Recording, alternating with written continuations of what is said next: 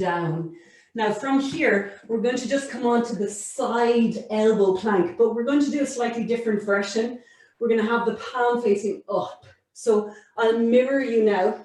You can have the wall behind you if you have trouble balancing, but I'm not going to use the wall for this particular one, but you have an option there. So let your right forearm be on the ground, parallel with the side of your mat though, as opposed to the front of the mat. And again, this does pretty much the same thing as the last posture. It keeps the shoulder blades in the back. Have your palm facing up, stacking the legs. And then we're going to lift the left arm and just turn it. So really strong external rotation, looking into that left palm.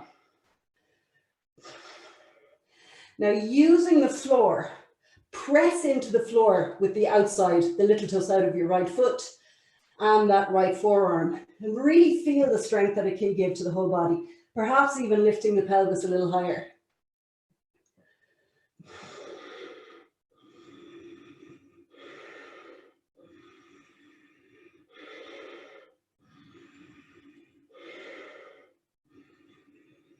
And then coming down and switch to the other side, no vinyasa or anything. Just taking the left forearm onto the ground with the palm facing up. So it's a real external rotation of the humerus. And then we're stacking. So we've got the pinky toe side and the left foot on the ground. Left forearm is parallel to the side of your mat. Right arm up and fully externally rotate. So you really feel that shoulder sinking down sensation. You can see the right palm, the inner elbow, the biceps. Really get a sense of the floor helping us with our shoulder stability and maybe even some more elevation in the hips.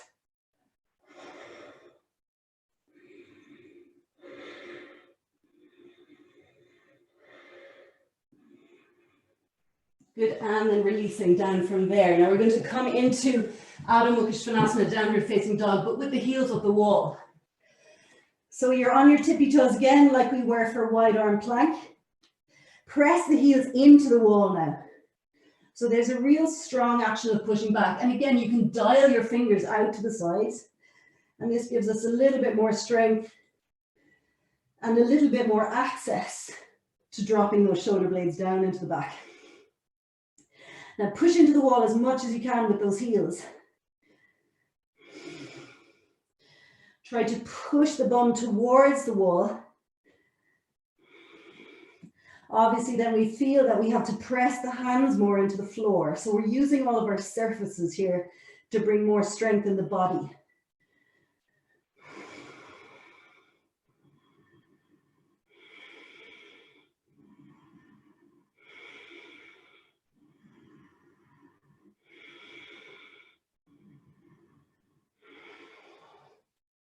Good, and then coming down onto the knees. Now, we're just going to go into a really easy headstand, a really easy Shirshasana. If you are not, I think you're pretty much all proficient at Shirshasana. I think you're all okay there. But if you feel for whatever reason you need to use the wall for this one, then do. We're going to be using the wall for all the other inversions we're going to do today anyway, but just see how you are. So my method here is something along the lines of what we were exploring in Surya Namaskar, that the arms, when they're weight bearing, are going to be stronger and more attached to the ground so that the legs can be a little bit relaxed. So I'm just going to show you, not going to be a strict Shirshasana first time in. We're going to go nice and relaxed. So that would look something like this, where maybe a knee was bent and you were just playing at a sort of an informal asymmetrical place, and just see how you go with maybe straightening a leg, maybe having one leg down, maybe bending both knees, whatever kind of variations, maybe even Baddha Konasana in the air. So just kind of playing around with it so that you're fluid and relaxed in the legs. What it does actually is it just kind of warms up the lumbar spine for inversion. And a lot of people just think about back bends as a thing that warms up the spine, but unless you're fluid through the spine for inversions, it's really easy to fall over, because if you're rigid, one slip and you're gone. Whereas if you're relaxed, you've a little bit more chance to go with the flow. So hopefully that makes sense. So wall or no wall, yogi's choice. Interlace the fingers, have your elbows just a bit closer together than your shoulder span. Find whatever bind or bata is good for you. As you know, I like to spoon the pinkies so that I have a firmer base that isn't so wibbly wobbly, but find what's right for you. And then top of the head to the ground. And then just take one leg up at a time. So we're not going super linear today just yet.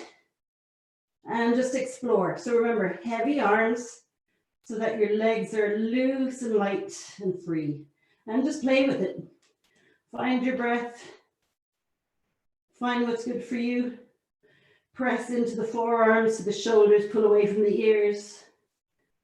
Try to get lighter on the head if possible. Free and easy with those legs. Nothing uniform, just go with it. Find the breath.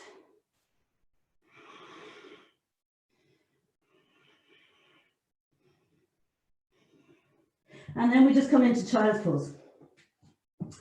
So coming down, we let the lower body take more weight.